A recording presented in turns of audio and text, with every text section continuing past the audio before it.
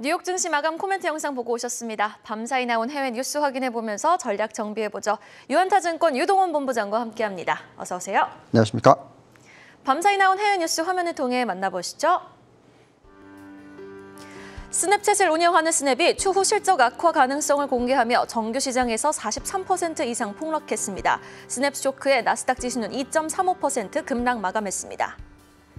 유로존의 5월 제조업 PMI가 54.4를 기록해 시장 예상치를 하회하며 18개월 내 최저치를 기록했습니다. 같은 기간 서비스업 PMI와 합성 PMI 모두 2개월 내 최저치를 기록했습니다.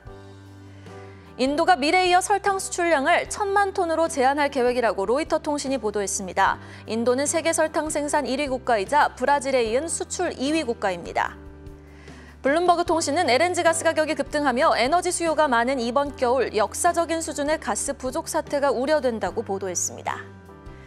자, 지난주는 타겟이 있었다면 이번 주는 스냅인가 봅니다. 뉴욕 정규장 개장 전부터 스냅에 대한 우려 속에 나스닥 선물이 빠지더니 밤사이 스냅 주가가 폭락을 했는데요. 일시적인 현상일지 아니면은 한동안 하방 변동성은 염두에 둬야 될지 좀 어떻게 보시는지 여쭤봐야 될 것 같습니다. 네, 자 말씀하신 대로 스냅의 주가가 어저께 43%나 급락을 하는 모습 보여주셨습니다. 현재 이제 시가총액이 25조 원이니까 상당히 많은 시가총액이 사라졌다라고 말씀을 드릴 수 있을 것 같습니다. 자, 이건 가이던스 때문에 그런데요. 지금 가이던스가 어떻게 나왔냐면 매출과 이익이 전망치에 못 미치고 있다. 근데 그 이유를 4월 21일 날 가이던스를 발표를 했는데 지금 겨우 한 달밖에 지나지 않았잖아요. 이 한 달 동안에 경제 환경이 예상보다 빠르게 나빠지고 있다. 이렇게 얘기를 했습니다. 자, 그러다 보니까 전반적으로 업계에 다 영향을 미쳤고요. 특히 이제 디지털 광고, 매출 관련된 기업들, 흔히 얘기하는 우리가 메타, 옛날에 페이스북이죠. 그리고 또 구글, 트위터, 핀테스트, 그러니까 대부분의 이런 종목들이 큰 폭의 급락이 나타나면서 나스닥 전체적으로 하락이 나타났었습니다.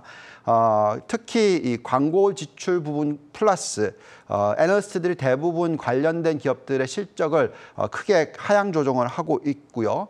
이에 따라서 또 메타버스라든지 소셜 미디어, 심지어는 시스템 반도체까지 얘기를 하면서 전체적으로 실적을 하향 조정을 하다 보니까 이런 악영향을 미쳤다고 말씀을 드리겠습니다. 지금 여전히 우리가 말씀을 드릴 수 있는 부분은 이 매크로가 시장을 지배하고 있다. 아직까지 실적에 대해서는 여전히 좋게 나오고 있지만 가이던스에 대한 걱정을 하면서 매크로가 시장이 미치는 영향이 굉장히 크다라고 지금 애널리스트들이 생각을 하고 있고요. 이에 따라서 변동성이 크게 지금 확대가 되고 있습니다.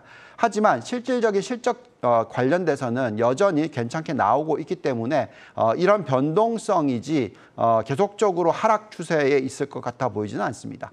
네, 알겠습니다. 일시적인 변동성이라고 좀 정리를 해주셨고요. 이어서 유럽 경기도 한번 진단을 해보겠습니다. 유로존의 5월 제조업 PMI 예상치가 지금 예상치를 하회한 거죠. 하지만 민간 부문 활동은 견실한 성장을 보였는데요. 유럽 경제와 증시 좀 어떻게 보시는지 진단 좀 바로 부탁드리겠습니다. 네, 자, 지금 보시면 주가의 흐름 자체가 전 저점을 깨고 내려오는 게 아니죠. 이런 모습들이 정말로 안 좋다고 하는 그런 지역에서도 나타나고 있습니다. 말씀하신 대로 지금 PMI 지표 유로존이 발표가 됐었는데 4월 달이 55.8에서 5월 달에 54.9, 예상치인 55.3보다는 낮은 숫자가 나왔습니다. 이 대부분이 이 우크라이나 전쟁, 전염병 관련된 부분, 생활비 증가 이런 것들이 악영향을 미쳤다고 볼 수 있겠는데요. 그렇지만 민간 부분의 활동은 견실한 성장을 보여줬다는 게 상당히 중요할 것 같습니다. 특히 서비스업 부분이 지금 이 성장을 주도를 하고 있는 부분이 나타나고 있다고 말씀을 드릴게요. 그 이유는 오미크론이 지나가면서 경제의 재개가 일어나면서 수요 증가가 일정 부분 나타났다고 말씀을 드리겠고요. 특히 관광과 레크레이션 관련된 활동이 활성화되고 있다고 말씀을 드리겠습니다.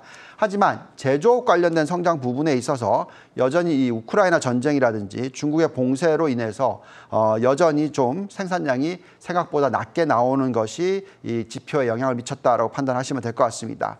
또 여기서 좀 더 나아가서요. 독일의 PMI 지표를 놓고 또 말씀을 드려보면 숫자가 오히려 상승하는 모습을 보여주고 있고 54.3에서 54.6으로 상승을 하는 모습 보여주고 있습니다. 전반적으로 지금 반등이 일어나고 있는 부분이 또 여전히 아까도 말씀드렸지만 서비스업 부분이 지금 반등이 일어나고 있습니다. 물론 여전히 이 병목 현상이라든지 우크라이나 전쟁이라든지 이런 부분들이 시장을 지배를 하고 있기는 하지만 전체적인 주가 흐름을 놓고 보시면은 상당히 많은 걱정이 시장에 반영이 됐다라고 보시면 되겠는데요. 여기 나와 있듯이 독일 닥스 지수는 고점 대비해서 23.6%나 급락을 했다가 최근에 반등을 하는데 지난 2달 넘는 기간, 약 3달 가까이 되는 기간 동안에 두 자릿수의 상승을 보여주고 있습니다. 물론 어제는 추가적인 하락을 좀 하긴 했습니다만 전체적으로 어쨌든 반등의 기미를 보여주고 있다는 게 중요할 것 같습니다. 지금 현재 시점에서 우리가 중요하게 생각하는 것은 유로가 어떻게 움직이냐 하는 부분인데요. 여기에 나와 있듯이 계속 약세로 갔다면 그만큼 지금 전쟁 우려로서 시장이 안 좋을 수도 있다라고 걱정하겠지만 어느 정도 지금 유로가 안정을 찾는 모습을 보여주고 있고 다 반등을 하고 있습니다. 이렇다라는 것은 그만큼 경제 성장률에 있어서 어느 정도 안정을 찾을 수 있지 않을까라는 기대가 생긴다라고 말씀을 드립니다. 최근에 통화 정책이 점차적으로 양적 완화를 멈추게 되고 금리 인상을 유로존에서 전망을 하고 있지만 여전히 낮은 정부 부채 비율인 유로존의 95.6%, 또 독일의 69.3%, GDP 대비해서 부채 비율이 낮다 보니까 적극적인 재정 정책을 펴고 있다라고 보시면 되겠고요. 이렇다 보니까 지금 선진국 중에서 유로존에 대한 투자는 일정 부분 일어나야 된다고 말씀을 드리고 있습니다. 유로스탁스 50이라든지 독일 닥스, 프랑스 칵스 보시면은 대부분 상승 여력이 두 자릿수가 넘게 나타나고 있고요. 대표적인 ETF로서 BGK, EWG, EWQ, 미국에 상장되어 있는 ETF를 활용하는 것이 글로벌 전체 포트폴리오의 약 5% 정도 투자하는 것이 적절하다라고 말씀을 드리고 있습니다. 네, 알겠습니다. 유럽 경기 진단 뉴스 한번 살펴봤고요. 이어서 원자재 뉴스도 보겠습니다. 이 러시아 우크라이나발 지정학적 리스크에 따라서 세계는 올 겨울 천연가스 대란이 좀 우려가 된다라는 소식이 들려왔는데요. 이와 함께 에너지 관련 기업들의 매력도도 함께 좀 짚어주실까요? 네.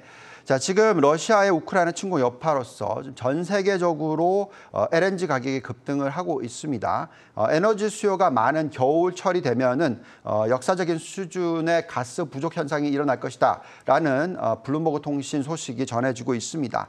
자, 러시아가 지금 천연가스 수출을 지렛대로 유럽을 압박을 하고 있는 상황이죠.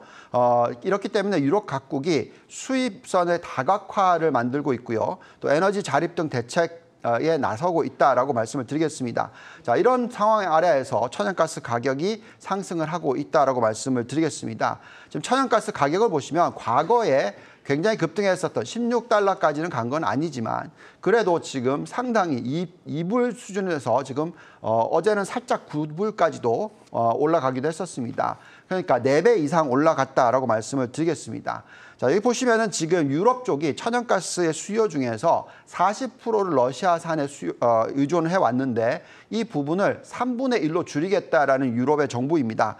이것을 미국과 아프가니스탄의 이 생산로서 대체하겠다라는 계획을 세워놓고 있고요. 또 그 이외에 신재생 에너지 쪽을 더 활성화하겠다라는 얘기를 하고 있습니다. 그렇지만 어쨌든 전체적인 수요 증가가 굉장히 중요하다라고 말씀을 드리겠는데 세계 천연가스 수요가 4억 3,600만 톤에 이르면서 예상치를 크게 상회할 것이다라는 지금 얘기가 나오고 있습니다. 자, 일반적으로 지금 탄소 배출 제로로 가는 데 있어서 신재생 에너지 쪽을 부양을 하고 있는데 부족하죠. 그렇다 보니까 어느 정도 탄소 배출이 적은 쪽인 이 천연가스 쪽에 대한 관심이 굉장히 높습니다. 자, 이런 가운데서 호주에서도 대표적인 이 시장 수요를 공급해주고 있는 회사가 지금 가동을 멈췄다, 뭐 이런 얘기까지 나오고 있습니다. 그만큼 비용이 높아졌다라는 부분이 되겠고요. 이런 가운데서 결론적으로는 천연가스가 이 탄소 배출에 어떤 영향을 미치는 부분도 있기 때문에 여기에 대한 수요는 계속 늘어날 것 같습니다. 따라서 이 기업들에 대한 투자 중에서 천연가스의 매출 비중이 높은 기업들에 대한 관심은 상당히 필요하다라고 말씀을 드리겠고요. 대표적으로 지금 종목들을 좀 뽑아보면은 여기에 나와 있듯이 캄스톡 리소시스, 쉐브론, 코노코필립스, 대번에너지, 옥시덴탈 페트롤리움, 세니엘 에너지, 에너지 트랜스퍼 이런 종목들의 상승 여력이 상당히 높게 나오고요. ROE도 굉장히 크게 회복을 해 있는 상황이 되겠습니다. 여기에 셰브론이라든지 옥시덴탈 페트롤리움은 워런 버핏이 적극적으로 지금 투자하고 있는 이런 종목들이죠. 관련해서는 에너지 관련해서는 천연가스 관련해서는 글로벌 투자 포트폴리오 약 10% 정도를 투자하는 것이 적절하다라는 말씀을 드리고 있습니다. 네, 알겠습니다. 그러면은 지금 시점에서 또 지금 나스닥이 다시 한번 타격을 받았는데 전략 좀 어떻게 가져갈지 짧게 한번 또 들어보도록 하겠습니다. 네. 자, 나스닥이 어저께 크게 빠질 때는 뭐 거의 3.7%까지도 빠졌었습니다. 네. 그래서 어느 정도 좀 되돌림을 했고요. 중요한 것은 전 저점을 가지 않았었고 지금 돌리고 있다라는 부분이 되겠고 S&P 500도 마찬가지고 대부분이 지금 그러니까 S&P 500의 20% 조정이 우리가 흔히 말하는 경기 침체의 이 마지노선입니다. 그래서 추가적으로 더 하락하게 되면 정말 걱정을 해야 되겠지만 지금 그 수준에서 어느 정도 변동성이 일어나고 있는 것이다 판단하고 있습니다. 자, 특히 여러 가지 다른 경제 지표를 놓고 봤었을 때 여기에 나와 있는 이 장단기 금리차, 10년 마이너스 2년물 또는 10년 마이너스 3개월물 다 보시면은 상당히 안정적인 수준에 있습니다. 그렇기 때문에 장단기 금리차, 여신 증가율, 예대율 추이 변화, 은행의 연체율 추이, 또 이 경기 선행 지표 등을 봤었을 때 경기 침체가 바로 올 거라고 예상을 하고 있지 않습니다. 그렇기 때문에 이런 변동성을 잘 활용하는 것이 중요하다는 말씀을 드리겠습니다. 네, 수요일 글로벌 투자 뉴스 유한타증권 유동원 본부장과 함께 정리해봤습니다. 오늘 말씀 고맙습니다. 감사합니다.